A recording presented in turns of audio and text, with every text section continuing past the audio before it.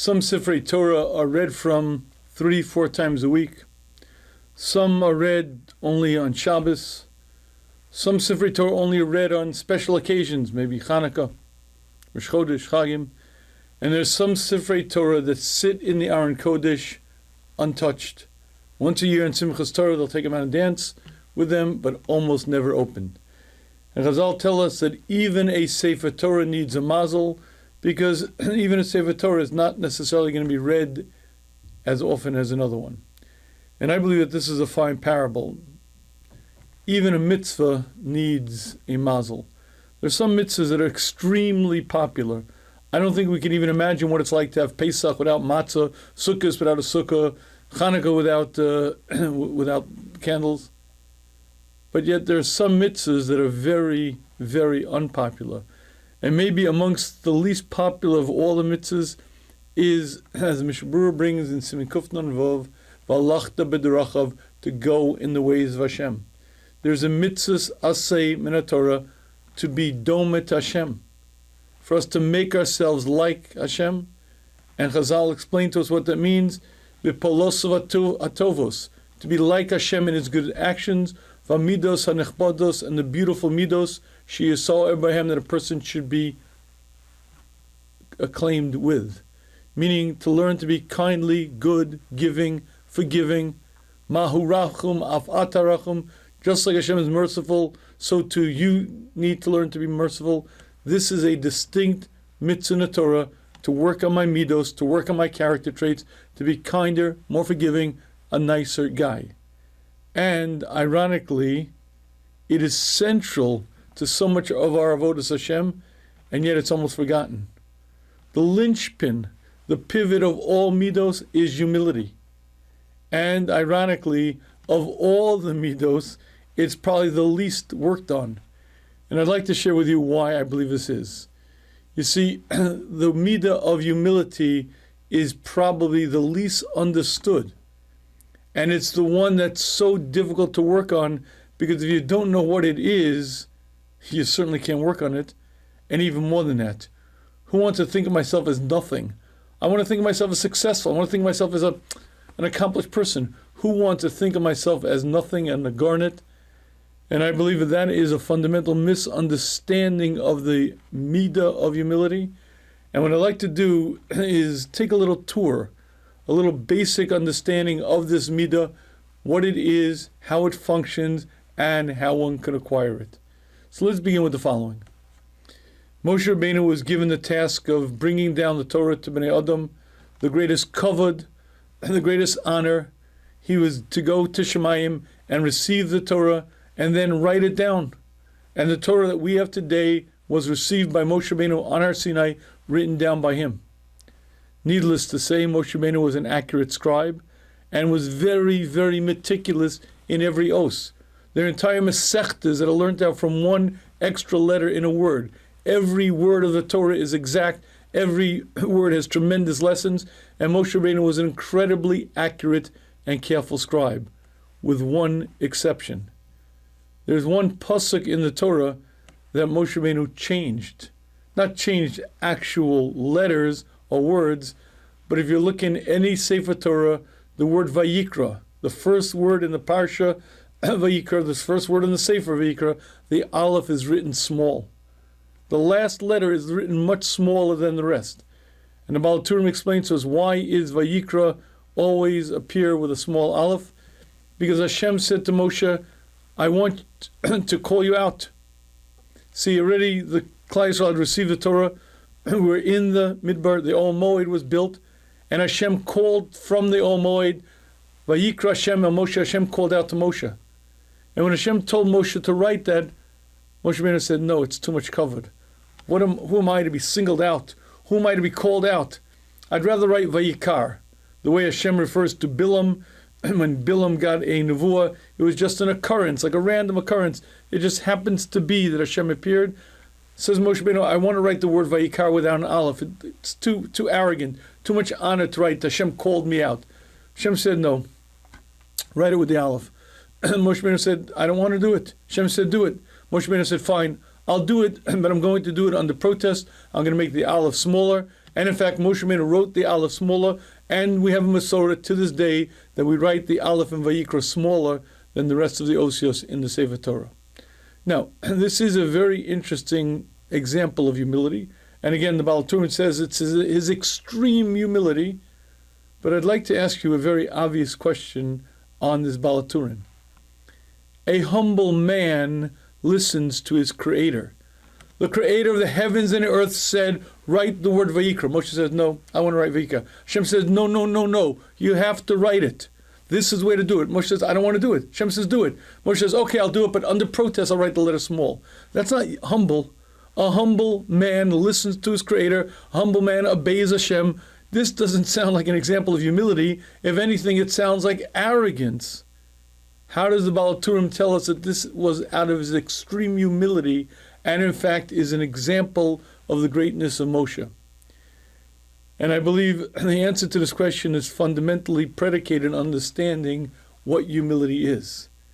And you see, I think the reason why, again, it's so difficult to work on humility is if you ask the average person you know to define humility. What does it mean? They'll tell you, well, it means don't brag, don't be a show-off, don't be arrogant, right? That's what it means, right? But that's not what it means. Those might be manifestations of arrogance, but what does humility mean?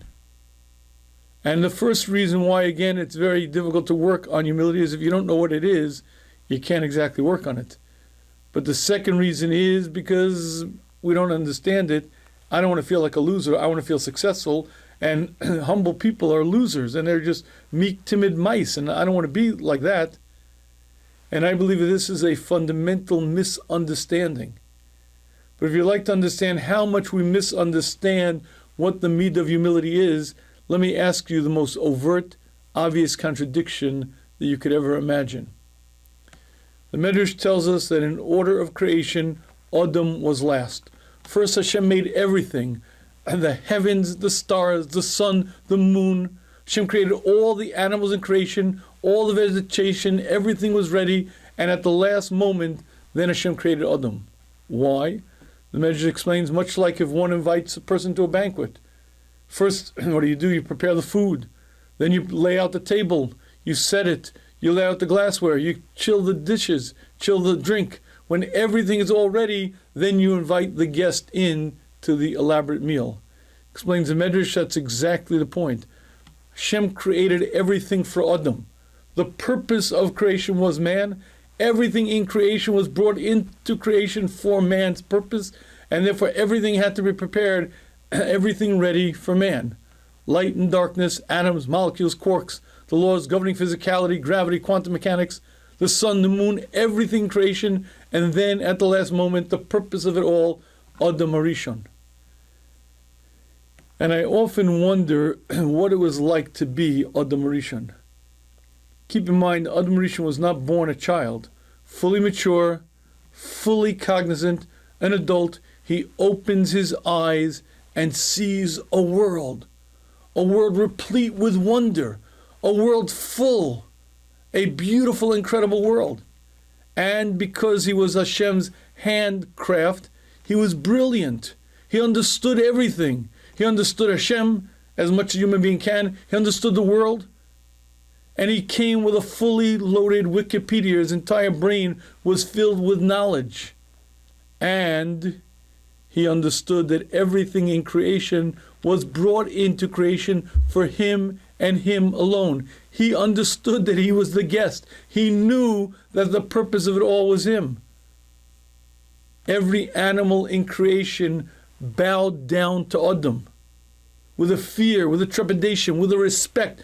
Every one of them bowed down to the greatness of man. But if you'd like to understand the real Pella here, let me share with you a medrash that's very, very eye-opening. Hashem takes Adam Harishon around to all of the trees in Gan Eden. And Hashem says, look at this world. Look at the beauty. Look at the vastness. Look at the harmonious systems. I created it for you.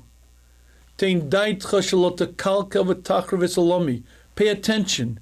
Be careful that you don't destroy my world. Now, what does this medrash mean? Do you think Hashem was saying, don't take an axe and chop down the trees and don't be ecologically unsound? Mesilas Yesharim explains to us what Hashem was saying was far more fundamental. Everything in the physical world has a spiritual counterpart. What we see as the world that we live in is but the tip of the iceberg, because everything in the physical world has a spiritual underpinning, a spiritual undergrowth to it, and it's a spiritual dimension that keeps everything in the physical world alive. What Hashem was saying to Adam Rishon was, the world is dependent on you. If you use the world properly, you'll elevate it. You'll give it chiyus, you'll give it strength. If you misuse it, you're going to destroy it. The spiritual dimension of the world is put into your hands. If you use it properly, it will become elevated. If you misuse it, it will become destroyed. Hashem gave the keys of Ma'aseh Bereshis to Adam Rishon. Do you understand the importance of that man? He opens his eyes and sees the world and knows that it was all for him. All the animals bow down in loyal homage to him. He knows that it's for him, and more than that, Hashem tells him, you are the pivot of everything in existence. Use it right and it'll be elevated, use it wrong and it's going to be destroyed. Here's my question. Could Adam Rishon possibly be humble? Could he possibly be a humble man? Well, wait a minute. You hear the expression, the guy thinks he's the center of the universe. He thinks he's the reason for creation. Well, Adam Rishon knew it. He knew it factually to be true. He was the center of creation. He was the reason for it. How could a man like that be humble? And I believe when we understand humility, we'll understand how it's possible for Adam Rishon to be humble. And let's listen to how the Mesilas Yesharim defines the midah of anova. A person shouldn't think that he's chashav for any reason whatsoever. But explains Mesilas Yesharim, how does the person come to that thought? Because he has to realize, Ein hatehila v'kavod ruin lo. Praise and honor are not due to me. I'm not praiseworthy. There's nothing that I've done that makes me praiseworthy. The praise and the honor is due to me. Kol shkein, surely not being above anyone else. And I'd like to share with you why that is the essence of humility. You see, what makes me worthy of praise? For instance, let's assume I'm a brilliant person. Let's assume I have a wonderful voice. Let's assume I'm rich. Let's assume I'm a very talented individual. Does that make me worthy of praise? Well, let's look at it. Did I create this body? You know, there's a liver, a kidney, a pancreas. Did I exactly make it? I'm an incredible piano player. I could play concerts, unbelievable. Did I create my fingers? There are 48 muscles in the forearm, and the dexterity is incredible. I didn't make it. My fingertips can sense incredible sensitivities, hot and cold, smooth and rough, soft and hard, but I did not make them. But look how articulate I am. I'm so well spoken. That's true. There are 98 muscles in the face. And just watch Rahman al-San when a man has Bell palsy and he can't move his lips or his cheeks. I have sight. Look at my brilliant sight. Yes, I didn't create the lens or the iris or the retina or the optic nerve. And if you think about one single cognition, all of arrogance is taking credit for something that I don't deserve. I didn't make this body. I didn't make this mind. I didn't make these hands. Whatever talent I have, whatever great abilities I have, I was given. And if you fundamentally like to understand what this means, I'll give you a simple mashal. Imagine you come to a large construction site. And in the center of the site, you see this crane. Crane picks up tons and tons of dirt, moves it from one side to the other, rocks, dirt, all day long, picking up tons and tons of rocks and dirt, moving back and forth. Inside the crane, you see Joe, the crane operator. Joe has got a pot belly, chain smoking, and during a break, one of his friends comes over and says, Joe, look at you, 80 pounds overweight, you're chain smoking. Joe, you got to get to the gym, you got to work out. Joe turns to his friend and says, me work out? What do you think I do all day? I lift heavy load, tons and tons of dirt back and forth. I don't got to go to the gym, I lift all day. His friend says, Joe, that's the crane. You're the guy inside operating the crane. That, I believe, is a perfect mushal to humility. When I walk in the room, I'm supposed to recognize that I was created in the image of Hashem. I was put into this crane, and this crane is mighty. This crane is powerful. It can do tremendous things, my words, my speech, my actions. But I didn't make it. I'm the little guy inside. I tell the arms and legs to move. I tell the lips to say what they're going to say. But I didn't make this crane. The crane is mighty. I'm Joe, the little crane operator. I'm the little guy inside moving the levers. And when you get that, you understand that both realities are correct. When Adam Arishon opened his eyes, he understood everything in creation was made for him. And he understood that he was the pivot. And he understood that his actions were so impactful that literally life would happen or not based on what he did. So he's sent to the universe. He's worthy of praise? No. I didn't make this body. I didn't put myself here. Hashem gifted me. Hashem gave me this opportunity. I'm Joe, the crane operator, and I move this crane. So you mean I'm nobody, I'm nothing? No. I move this crane, and this crane does incredible things. But I didn't make it. I'm not worthy of praise. The crane might be worthy of praise, but I'm the crane operator. I didn't make the crane. And when you understand this, you begin to understand what humility is. You see, if your name is Bill Gates and you say, I'm a poor man, that's not humility, that's stupidity. Humility doesn't mean denying your talents. That's called being delusional.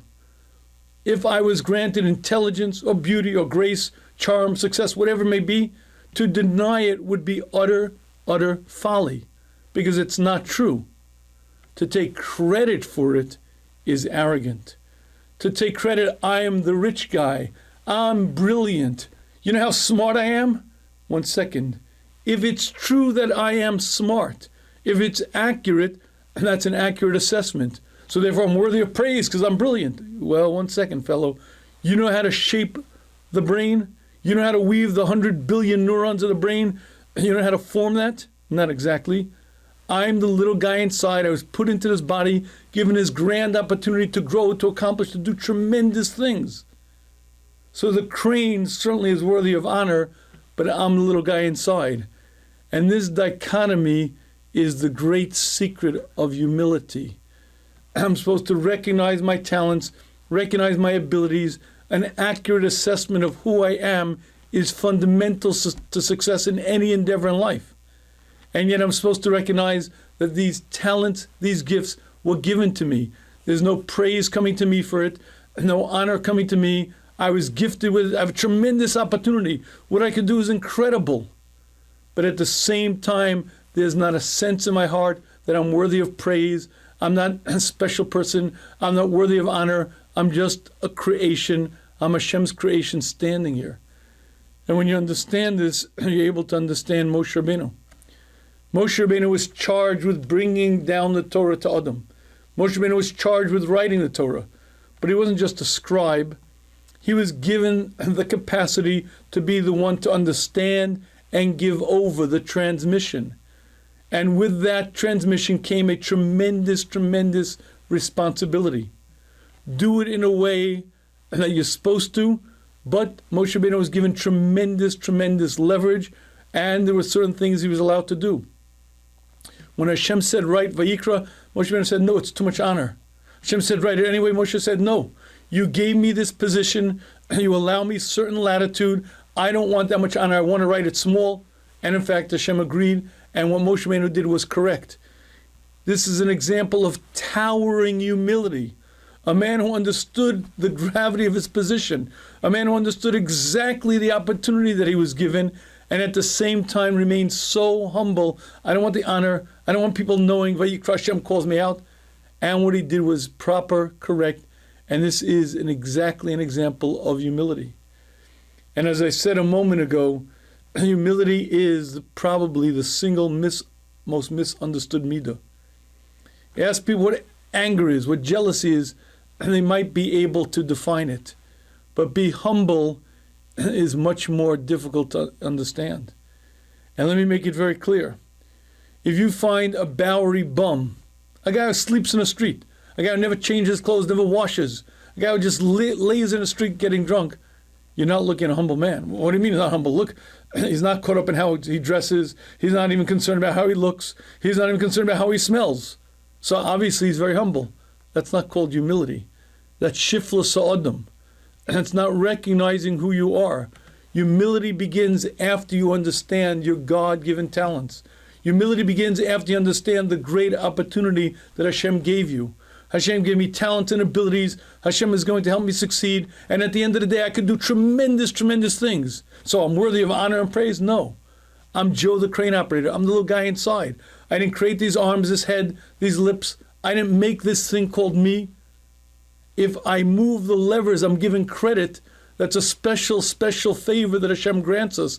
That even though I did nothing, I'm credited with the results. Even though I used Hashem's crane, and even though everything is Hashem's world, I'm credited as if I did it, but I did nothing. I didn't make the crane. I'm not worthy of honor. I'm not worthy of praise. I'm but a simple, regular person. And because this is such a difficult concept to really grasp, let's spend a minute or two understanding the difference between a poor self-image and humility. Typically, people misunderstand the two. And they look at a person and say he has to be meek and timid and be a mouse. That's obviously humility, right? That's not humility at all. And if you'd like to understand the difference between a poor self-image and humility, I'll give you a very simple example. Imagine I'm riding a horse, and I'm riding a thoroughbred. It's a powerful horse. It's a champion. It's an incredible breed. And you right next to me are also riding a horse.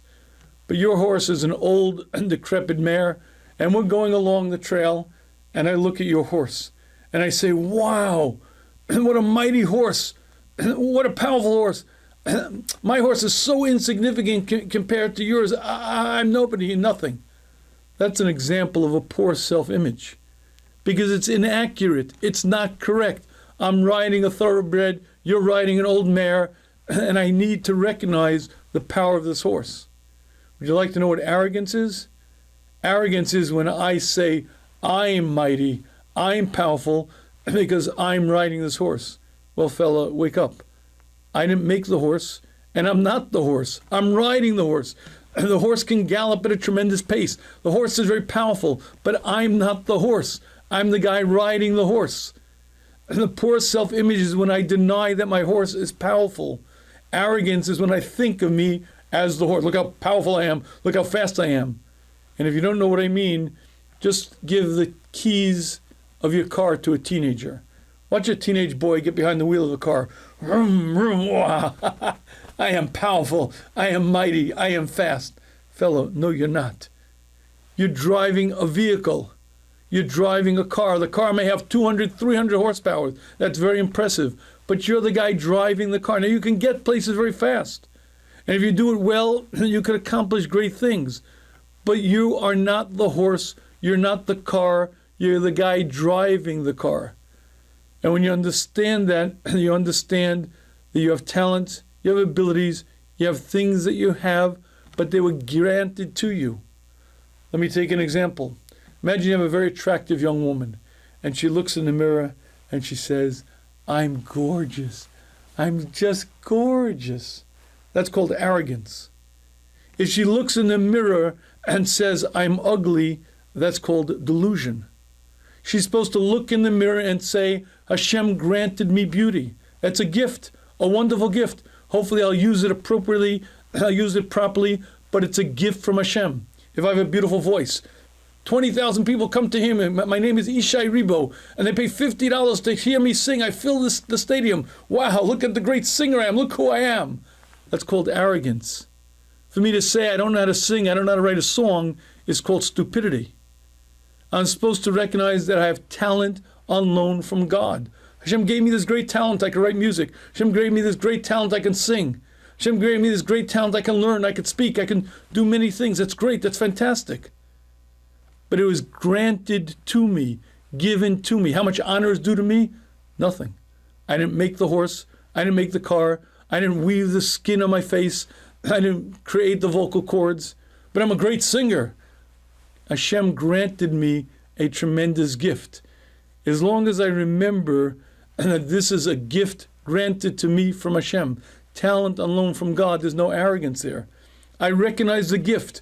I see it for what it is, and yet I remain the humble person inside. Why? Because I recognize it doesn't define me. I'm not the horse. I'm the guy riding the horse. I was put into this body, given a few short years to accomplish, to do.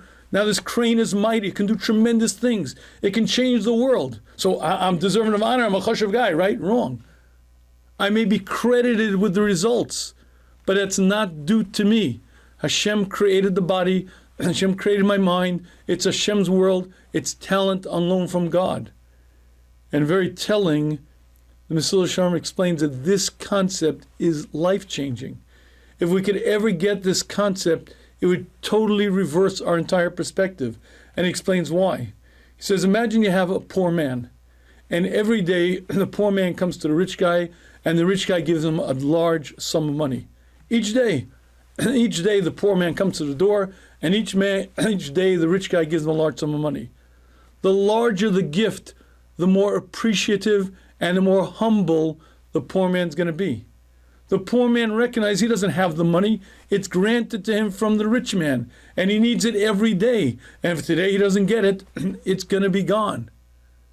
The larger the gift, the more humble he is. Explains Mesilas Yesharim, the more gifts we have, the more we have to recognize they come from Hashem. And the more talented I have, the more ability I have. I have millions of dollars, I'm a rich guy. Granted, it's very impressive. Do you know how to mint money? You're a successful businessman. You think it's your wisdom? When you recognize I'm not the businessman, I'm the guy inside. I'm not green and crumply. I'm not money. I'm the person. Hashem granted me gifts and talents. Those are all granted to me. Talent on loan from God, situations on loan from God. And when you understand that, there's no arrogance. There's a sense of humility. I'm a humble servant of Hashem. No honor, no praise is due to me. And most of these situations aren't that difficult to deal with. But what about when I built something? What if I took my company from a tiny little shoestring and I built it up and it became a huge success, and now I'm a wealthy individual and I did it. It's my talent. I used my head. I put my hard work in for 20 years. I labored and I worked and I created an empire. Surely then I'm worthy of honor. So I'd like to share with you an interesting observation. One of the wealthiest men in our generation is Bill Gates. Bill Gates was not born rich. Bill Gates dropped out of college in second year of school. He started Microsoft and he built it into one of the largest corporations in existence today. At a certain point, there were 20,000 full-time employees working for Microsoft, and even now it's not far from that. Now, imagine that you are Bill Gates. How can you not have a sense of arrogance? Look what I built. Microsoft. Every computer runs on my operating system. I changed the world, and now I'm involved in philanthropy. I am Bill Gates. Do you know who I am? How could such a person remain humble? Those aren't just talents given to him. It's not that he sings well. It's not that he's very attractive. It's not that he's so smart. He built it. Surely then he's worthy of honor. Let's look at that for a moment. On July 21st, 1969, Neil Armstrong landed on the moon. This was a dream of years and years, decades. A man had dreamt of sending a man to the moon for probably millennium. And Neil Armstrong took the first steps on the moon, and he said these words: "That's one small step for a man, one giant leap for mankind." Okay, tremendous accomplishment, a milestone, historic event. Okay, now imagine it's a few months later, and there's a luncheon held in honor of Neil Armstrong, and the MC introduces him and says, "Ladies and gentlemen, I have the great privilege to introduce the man, the great man, the single individual who alone did that which generation of men couldn't do. This man alone accomplished it. This man alone did what everyone dreamt of doing. He alone flew to the moon, walked on it, and came back. I give you the great Neil Armstrong." I have to imagine that Neil Armstrong would take offense at what you just said. because he wasn't the one great individual who flew to the moon and back. 10 years earlier, President Kennedy set an ambitious goal.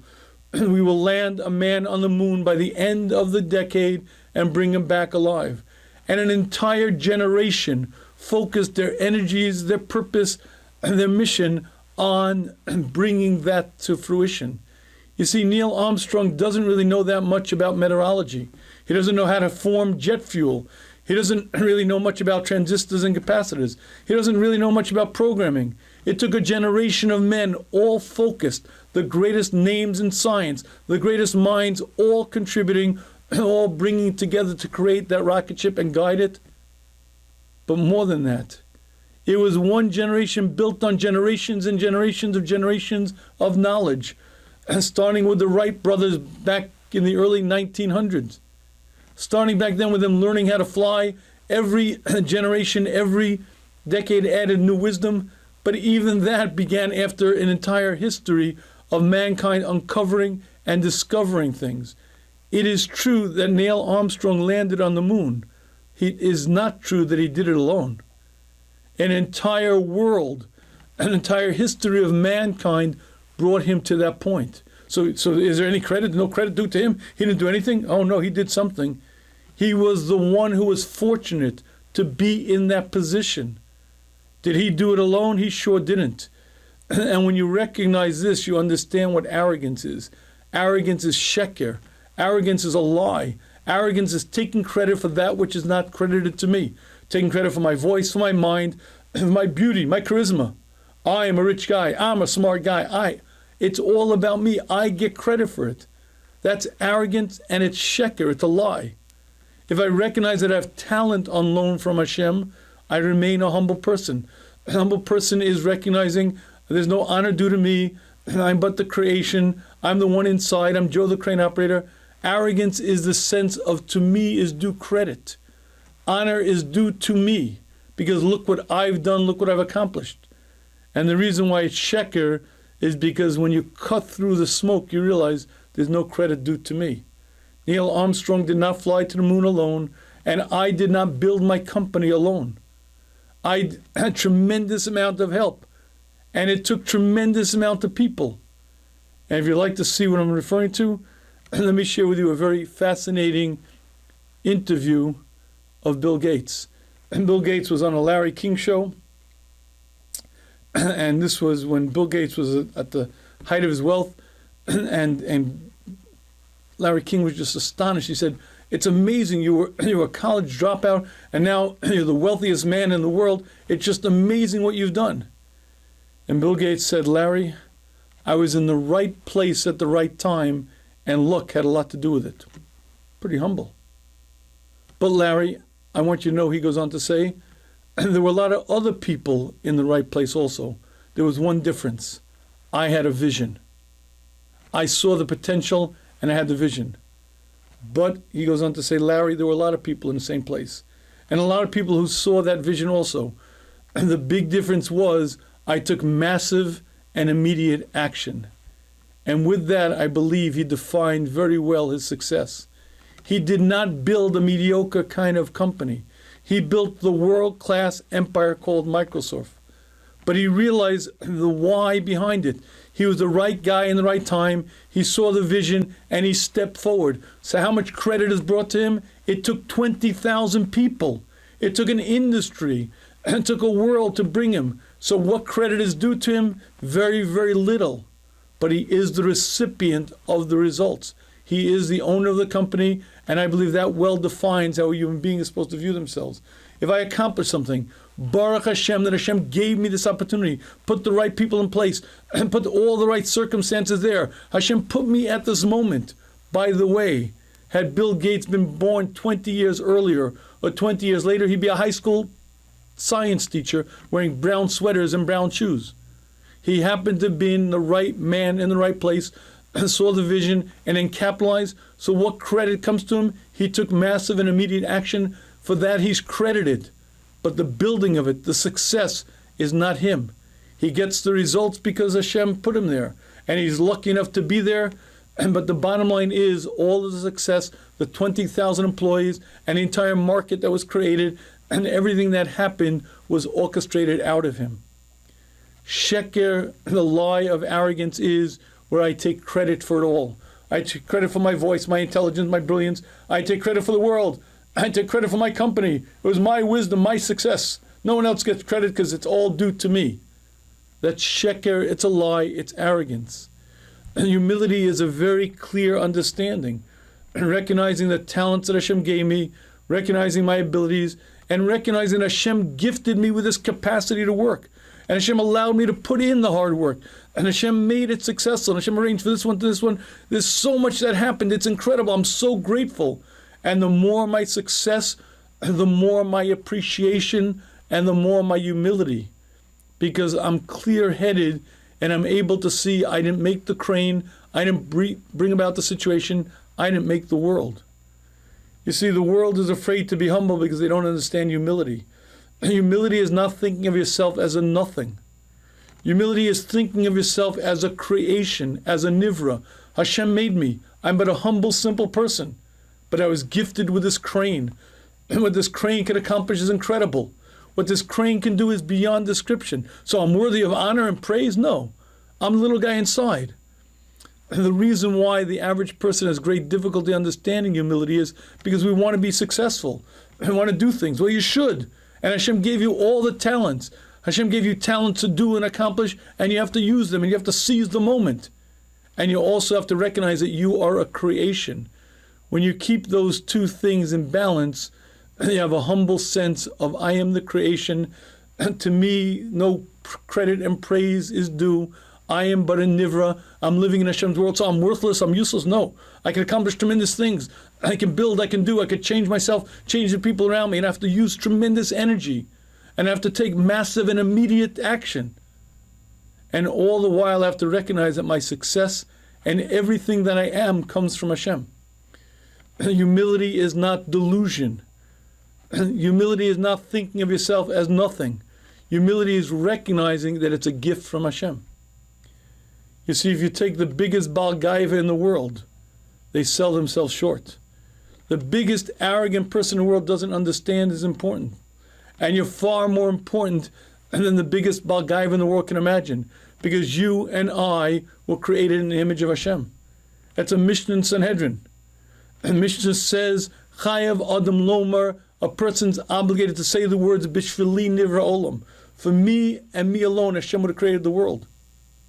See, the Mishnah explains, why did Hashem create one man? And why did Hashem create 600,000 men at Har Sinai? That's the purpose of creation, for the Klal Yisrael to receive the Torah. And why did Hashem make one man and one woman? So that every human being should look back on that and say, I get it. Hashem saw fit to create an entire cosmos, the sun, the moon, the stars, everything for one man. And the Mishnah goes on to say, and I'm obligated to recognize that I too am a man. And as Hashem created the entire world for Adam Arishon, Hashem would have made the entire world for me alone. So I'm important, worthy of praise. Ha ha ha, look at me. Wrong. I didn't make me. I didn't make the world. I can do tremendous things, but I'm Joe the crane operator. The crane that I operate is huge. What it can do is amazing. And when I walk in the room, it should be given honor. Honor of a person created in the image of Hashem. Honor of a person for which Hashem says I would create the entire world. But as I look at myself that way, I view you the same way. And explains Rav Aaron Kotler, that's ultimately the question. What brings you to your sense of greatness? If it's arrogance, I'm great and you're not. If it's godless Adam, if it's the greatness of a human being, and then I look at myself as great. Look at myself created in the image of Hashem, but I see you. Oh my God, also created in the image of Hashem. The honor due to a person created in the image of Hashem is unimaginable. And I bow down with deference and tremendous honor for that person. When you understand humility, you recognize it's not a lack of success, and it's not a lack of talent. If you look at another human being and say, they're so talented and I'm a nobody and nothing, you're misunderstanding who you are. It's like the two horses. When I'm riding a thoroughbred and I look at your horse and say, oh my goodness, your horse is a powerful, powerful horse and mine is nothing, I'm misunderstanding. That's a self-image that's skewed, that's way off. If I look at myself and say, I'm a racer, look at me, how fast I go, look how powerful I am, then I'm an arrogant buffoon, because I'm not the horse. And recognizing that I was gifted, I was granted tremendous talents and abilities, but it's all a gift from Hashem, and that is the basis of humility. And humility is a recognition that I am but the little guy inside, I'm not worthy of praise. All arrogance is based on a lie. The lie is taking credit for something that someone else did. Either taking credit for Hashem's gifts, taking credit for other people's work. At the end of the day, it's all sheker. Emes, truth, is humility. And I'd like to close this session with one very important observation. At the very end of the Torah, we're told the greatness of Moshe Rabbeinu. Lo kam navi od b'Yisrael k'Moshe. There never was and never will be again a navi like Moshe and Yisrael. Hashem yado Hashem panim al panim, who spoke to Hashem fully alert, fully acute, completely conscious. But not just that, what he did. All of the wonders and all of the tremendous things that he did to take the Bnei Yisrael out of Mitzrayim. And for all of the might, L'morah HaGadol, Asher Asa Moshe Alein Yisrael, and all of the wonders that Moshe did to the eyes of Yisrael. And you look at Rashi on the very last pasuk in the Torah, Rashi explains, what is the wonder? And what is that tremendous action that Moshe did in front of the eyes of all the Bnei Yisrael? Rashi explains he broke the luchos. Moshe Rabbeinu went up to Shemayim, came down, found the Jewish people serving Avodah Zarah. He takes the luchos and he breaks them at the foot of the mountain, and he goes down. Explains Gemara, after he broke them, Hashem said, Yashakoach Sheshabarta. Hashem says, very good, you did right, you broke them. Meaning he did it on his own. He saw the Klal Yisrael sinning, and he realized they needed action. He took the luchos and he broke them, and that is the tremendous action. That is the wonder that Moshe Rabbeinu did at the end of his life. Now let's put this into perspective for a minute. If you would like to understand this action, imagine the following. Imagine you're in a shul Friday night, and the people are talking, and the rabbi gets up and says, stop it! This Lashon Hara, this talking in shul, it's horrendous. He goes to the Aron Kodesh, he takes the Sefer Torah and says, you know how bad this stuff is? This is as bad as taking the Torah and throwing it on the floor, and he throws down the Torah on the floor. Oh my goodness. Be aghast. Let's make it better. The rabbi gets so furious, he says, I'm going to burn down the building, and he burns down the entire shul. Oh my goodness. What are you doing, Rabbi? What are you doing? Moshe Rabbeinu did not throw a Torah on the floor. Moshe Rabbeinu did not burn down the building. Moshe Rabbeinu took the holiest object in creation, that's the luchos that Hashem wrote with his own hand, and Moshe Rabbeinu broke it. It was not his property. It was not his object. Hashem gave it to him to be a bris between Hashem and the Klal Yisrael, and he destroyed it. Sir, what are you doing? Ask permission. Give it back to your owner. What are you breaking it for? Would you like to understand what Moshe Rabbeinu was doing? Moshe Rabbeinu was given the position of leader, and he recognizes that immediate and immense action needed to be taken right now. Something had to stop what was happening, and what it required was breaking of the luchos, and he had the authority and the position to do it because that's what Hashem invested him with, and that's exactly what he did. He acted in the most bold manner imaginable, taking the holiest object in creation and destroying it because it's what was called for and what was needed. And Moshe Rabbeinu was the most humble man who ever lived.